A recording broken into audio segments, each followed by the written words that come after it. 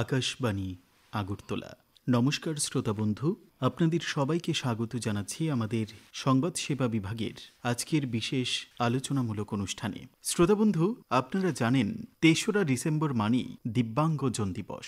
এই দিব্যাঙ্গজন দিবসটির মূল লক্ষ্যই হল সমাজের যারা বিশেষভাবে যারা সক্ষম তাদেরকে যেন কোনোভাবেই বঞ্চিত না করা হয়, তাদেরকে যেন বিভিন্নভাবে সহযোগিতা করে এগিয়ে নিয়ে দেওয়া যায়। আর সেই লক্ষ্যেই 2015 সালের ৩রা ডিসেম্বর চালু হয়েছিল সুগম্য ভারত অভিযান। যে অভিযানেরও মূল লক্ষ্যই কিন্তু বিশেষভাবে যারা সক্ষম বা দিব্যাঙ্গজন যাদের আমরা বলে থাকি তাদেরকে নানান ক্ষেত্রে সহযোগিতা বা সাহায্য করা। শ্রোতা বন্ধু, আজ আমরা এই বিষয়টা নিয়েই কথা বলবো। আমাদের সঙ্গে আজ আলোচনায় রয়েছেন রাজ্য সমাজ কল্যাণ দপ্তরের disability deputy commissioner Shri Achintam Kilikdar sir. Sir, আপনাকে স্বাগত আকাশবাণীর আজকের আলোচনায়। নমস্কার স্যার, প্রথমেই তো বলছিলাম যে দিব্যাঙ্গজন দিবস বা সুগম্য ভারত অভিযান, সে বিষয় নিয়েই কথা বলবো। তো প্রথমেই জানতে চাইব, এই যে সুগম্য ভারত অভিযান বা দিব্যাঙ্গজন দিবস, এর উদ্দেশ্যটা কি স্যার? প্রথমে আমি বলবো যে আজকে যে দিবসটা খুবই একটা আন্তর্জাতিক দিবস এবং এটা international day for persons with disabilities,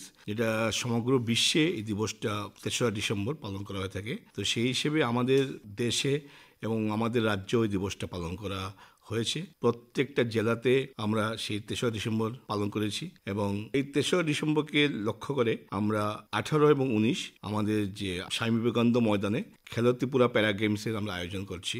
তো এটার একটা বিশেষ গুরুত্ব আছে এবং আমরা চাই আমরা দিব্যাঙ্গ যে ভাই বোনেরা যারা আছেন তারা যাতে সমাজের সঙ্গে থেকে এবং ওদের যে বিভিন্ন প্রতিভা যে রয়ে গেছে সেগুলো যাতে শুধু দিব্যাঙ্গ না, আমাদের সকল স্তরের মানুষের কাছে এটা পৌঁছে যায়, এটাকে উদ্দেশ্য করেই এই খেলো ত্রিপুরার আয়োজন করা হয়েছে। এবং আপনারা দেখবেন যে আজকে ওরা সব দিকে এগিয়ে আছে। তো আপনি আজকে এটার যে জিনিসটার জন্য বললেন যে সুগম্য ভারত, দেখবেন আজ ৩রা ডিসেম্বরের উদ্দেশ্য ছিল একটাই, যখন আমাদের প্রত্যেক সময় দিব্যাঙ্গ ভাই বোনেরা যুগে যুগেই ছিলেন, কিন্তু তাদেরকে নিয়ে এত চিন্তাভাবনা কোনো সময় বিশেষভাবে হয়নি।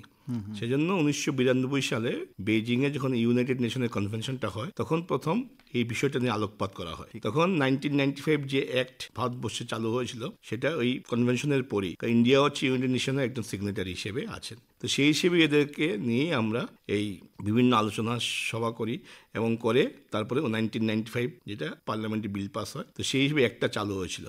এবং সেই অ্যাক্টের মধ্যে যেগুলো অপূর্ণ রয়ে গেছিল এবং আরও কিছু ছিল যেগুলো অ্যাক্টের মধ্যে নতুন করে ইনক্লুড করার, সেগুলো ইনক্লুড করতে গিয়ে আমাদের একটাকে অ্যামেন্ড করতে হয়েছে। অ্যামেন্ডমেন্ট করে 2016-তে সেই আইনটা চালু করা হয়েছে এবং তখন থেকেই এই যে আপনি এটা বলছেন যে সুগম্য ভারত, এই সুগম্য ভারতে ভাবা হচ্ছে। এবং এটা মুখ্য উদ্দেশ্য হচ্ছে গিয়ে যে আমরা দেখছি বিভিন্ন আমাদের দিব্যাঙ্গ ভাই বোনেরা সব জায়গায় স্কুল, কলেজ, অফিস, আদালতে যাচ্ছে। অনেক সময় ওদের চলাফেরা করতে অসুবিধা হয়, কারণ যে বিল্ডিংগুলো আছে সেই বিল্ডিংগুলোতে, যে সরকারি বিল্ডিং বলুন, সেই বিল্ডিংগুলোতে চলাফেরা করতে সিঁড়িগুলো ঠিক নয়। এবং আমরা অনেক সময় বলে থাকি যে দিব্যাঙ্গ ভাইরার জন্য এই সুগম্য ভারতটা, কিন্তু এটা যদি আপনি একটু গভীরভাবে যান, সেটা শুধুমাত্র যে দিব্যাঙ্গ ভাই বোনের জন্য না, এটা কোনো বয়স্ক লোকেরও উপকারে আসবে এবং আমরা যারা নিজেরা মানে সুস্থ সবল শরীর নিয়ে আছি তাদের পক্ষেও চলাফেরা করতে সুবিধা হয়। এবং সেটা যাতে ওদের চলাফেরা করতে অসুবিধা না হয় সেজন্য বিভিন্ন যে সরকারি যে বিল্ডিংগুলো আছে বা বাসভবনগুলো আছে সেগুলোতে ন্যূনতম কিছু ফেসিলিটি রাখতে হবে। এটা আইন করে দেওয়া হয়েছে। সেই আইনের মধ্যে সুগম্যভাবে বলা হচ্ছে যে বিল্ডিংগুলোতে র্যাম্প, লিফট, তারপর স্পেশাল টয়লেট, সাইনেজ, এরকম বিভিন্ন প্রকারের যে প্যারামিটার দেওয়া হয়েছে, এগুলো যাতে প্রত্যেকটা বিল্ডিংয়ে থাকে। এটা করার উদ্দেশ্য হচ্ছে একটা, যাতে ওদের চলাফেরা করতে অসুবিধা না হয়। তারপর যদি কোনো দিব্যাঙ্গ ভাই বোন যদি কোনো সরকারি অফিসে কাজ করে, তাদের কাজের পরিবেশটা এমন হবে যাতে ওনার কাজ করতে কোনো অসুবিধা হয় না। এবং আপনি জানলে খুশি হবেন যে যারা আমার দিব্যাঙ্গ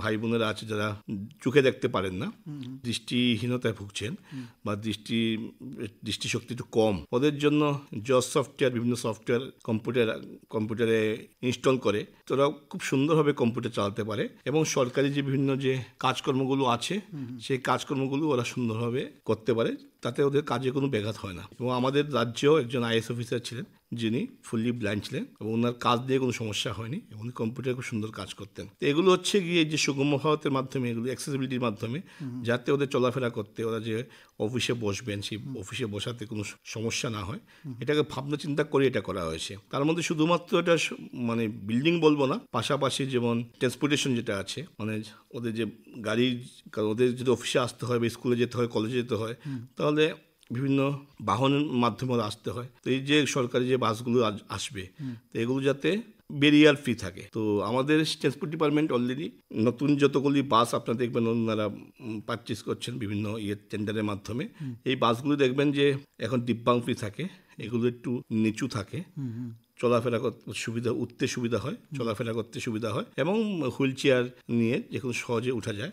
এবং আপনি যদি ট্রেনে যান, ট্রেনের জন্য ওদেরকে হুইল চেয়ার নিয়ে ঢোকার জন্য ওদের ব্যবস্থা আছে। তারপর এয়ারপোর্টে যাবেন, এই সুবিধাগুলি পেয়ে যাবেন। তো এরকম নতুন যে বাসগুলো এখন বিভিন্ন গভর্নমেন্ট যে তৈরি করছে বা কোম্পানিগুলোকে ইনস্ট্রাকশন দেওয়া আছে, যারা এইসব বাস বা গাড়ি ভেহিকেলের সঙ্গে মানে ম্যানুফ্যাকচারিংয়ের সঙ্গে যুক্ত, ওরা কিন্তু এই জিনিসটা করে যাচ্ছে যাতে এই দিব্যাঙ্গ ভাই বোনদের কোনো অসুবিধা না হয়। এবং যে সরকারি যে ওয়েবসাইটগুলো আছে, যে ওয়েবসাইটের মধ্যে আপনি সব ইনফরমেশন থাকে দপ্তরের, এগুলো যাতে ডিসেবল আমাদের দিব্যাঙ্গ যে ভাই বোন যারা আছেন ওদের যাতে মানে জানতে বা দেখতে বা শিখতে অসুবিধা না হয়, সেই ব্যবস্থা করা হচ্ছে। এবং আমাদের যে আইটি ডিপার্টমেন্ট আছে, আইটি ডিপার্টমেন্ট এই কাজের সঙ্গে যুক্ত আছেন। ওনারা নিজেরা বিভিন্ন ডিপার্টমেন্ট ওয়েবসাইটগুলোকে অ্যাক্সেসিবল করার চেষ্টা করছেন, এবং সেক্ষেত্রে ওরা ম্যাক্সিমামটাই ওরা করে ফেলেছেন। আর কিছু যদি বাকি থাকে ওরা করে নেবেন। তো সেটা হচ্ছে গিয়ে এটা ভাবনা চিন্তা এসছে যাতে ওনাদের চলাফেরা করতে অসুবিধা না হয়। তা বিভিন্ন যখন রাজ্যের বিভিন্ন বিশেষ ব্যক্তিত্ব যখন ভাষণ দেন বা কথা বলেন বিভিন্ন বিষয় নিয়ে,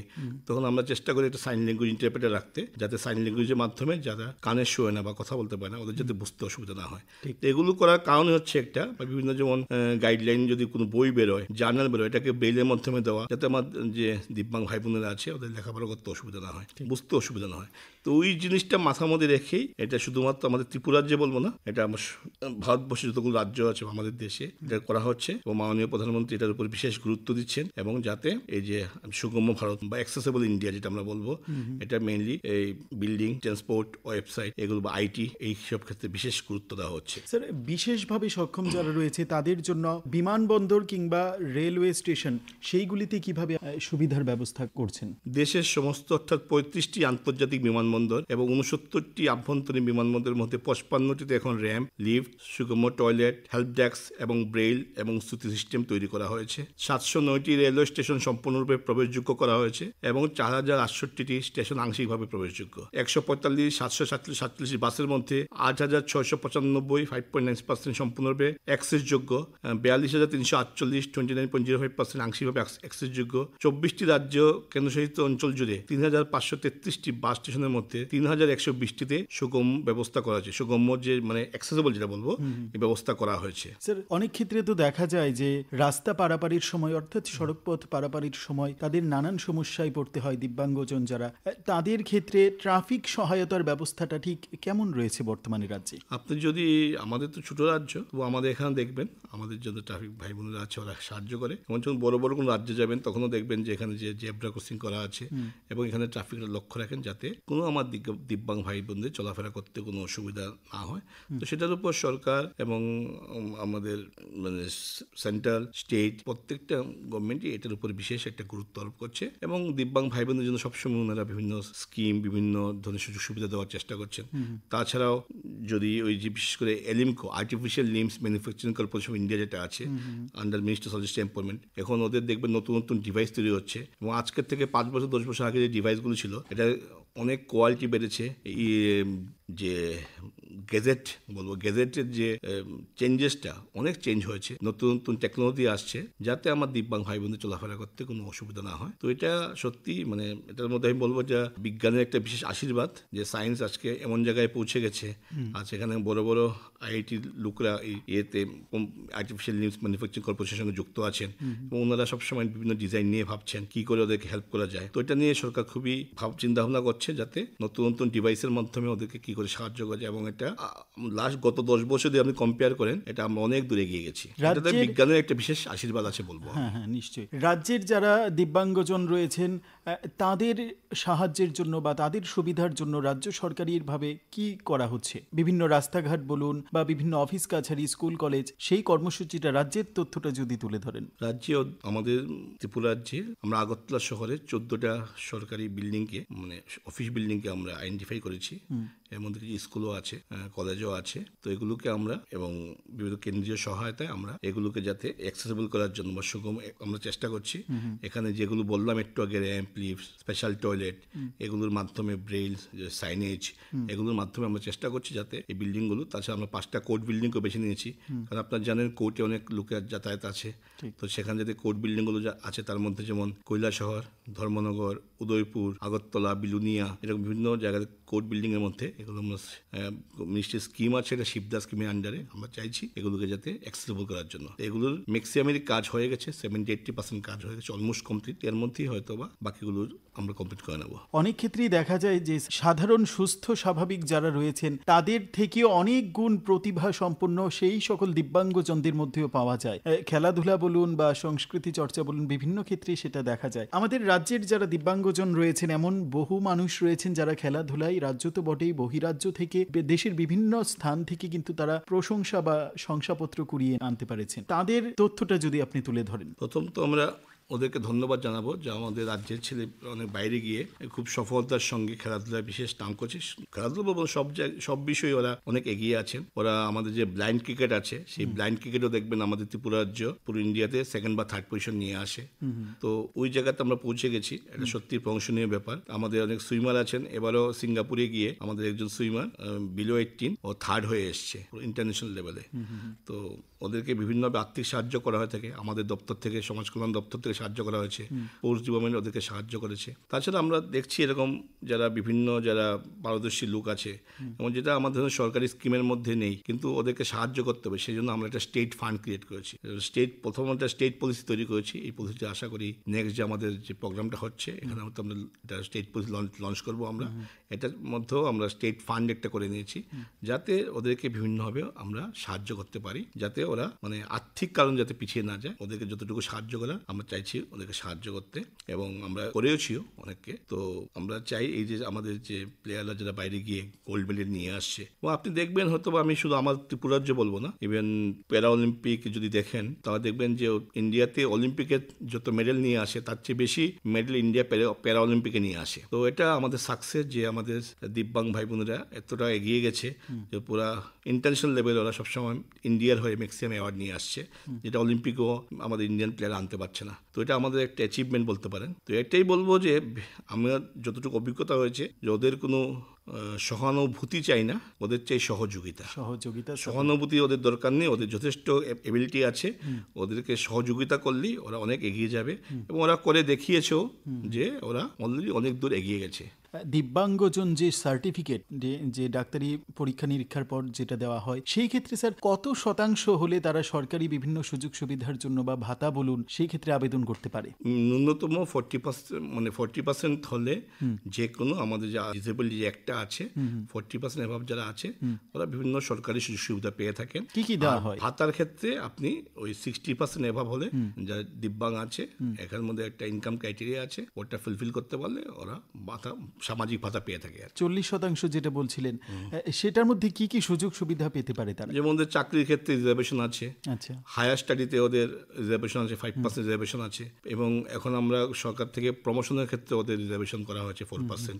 তো এগুলো সুযোগ সুবিধা পাচ্ছে ওরা। তারপর বিভিন্ন যেমন চাইল্ড কেয়ার অ্যালাউন্স, যারা গভর্নমেন্ট এমপ্লয়ি আছে, ডিসেবিলিটি অ্যালাউন্স, ইনকাম ট্যাক্সের একটা ছাড় আছে ওদের। তারপরে স্পেশাল ক্যাজুয়াল লিভ, ওদের একটা স্পেশাল ক্যাজুয়াল লিভ দেওয়া হয় 15 ডেজের, যে ওটা ট্রিটমেন্ট পারপাসে বা ওদের যদি কোনো একটু মেডিকেল চেক আপের দরকার হয় বা আর্টিফিশিয়াল লিম্ব যেটা রিপ্লেসমেন্টের দরকার আছে, এসবের জন্য ওদের একটা স্পেশাল ক্যাজুয়াল লিভ পেয়ে থাকে। প্রফেশনাল ট্যাক্স ওদের ছাড় আছে।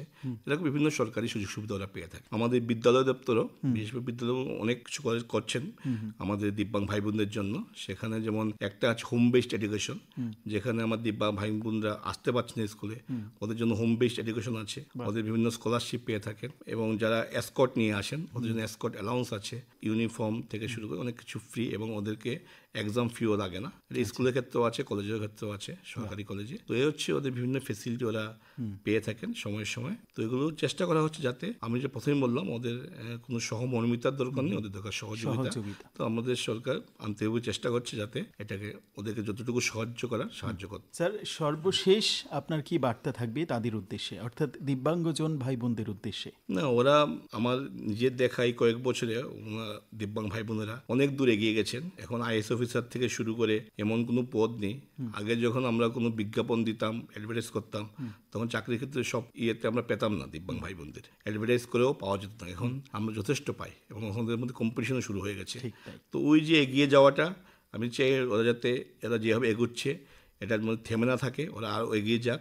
এবং যেভাবে ওরা ত্রিপুরা রাজ্যের জন্য, দেশের জন্য মেডেল নিয়ে আসছে বিভিন্ন সেক্টরে, বিশেষ করে স্পোর্টসে, ওটা যাতে এইভাবে এগোতে থাকে, যাতে আমরা ওদের জন্য গর্ববোধ করতে পারি এবং আমাদের যে সমাজের সকল স্তরের মানুষের কাছে থাকবে, এটাই আমার আবেদন যে ওদের সহমর্মিতা চাই না, ওদের সহযোগিতা চাই। আপনারা সবাই ওদেরকে সহযোগিতা করুন। অনেক অনেক ধন্যবাদ স্যার আপনাকে। শ্রোতা বন্ধু, এতক্ষণ আমরা কথা বলছিলাম সুগম্য ভারত অভিযান বা দিব্যাঙ্গজন দিবস, সেই দিবসটির মূল উদ্দেশ্য এবং সুগম্য ভারত অভিযানের ফলে রাজ্য এবং দেশের কতটা উন্নয়ন হয়েছে, কোন কোন দিকে সাহায্য সহযোগিতা করা হয়েছে দিব্যাঙ্গজন ভাই বোনদের সুবিধার জন্য, সেই বিষয়টা তুলে ধরছিলেন। আমাদের সঙ্গে অতিথি হিসেবে আজ ছিলেন সমাজ কল্যাণ দপ্তরের disability deputy commissioner Shri Achintam Kilikdar sir. Sir, আপনাকে আরও একবার ধন্যবাদ। ধন্যবাদ শ্রোতা বন্ধু আপনাদের প্রত্যেককে। আজকের মতো এই আলোচনা এখানেই শেষ করছি। নমস্কার।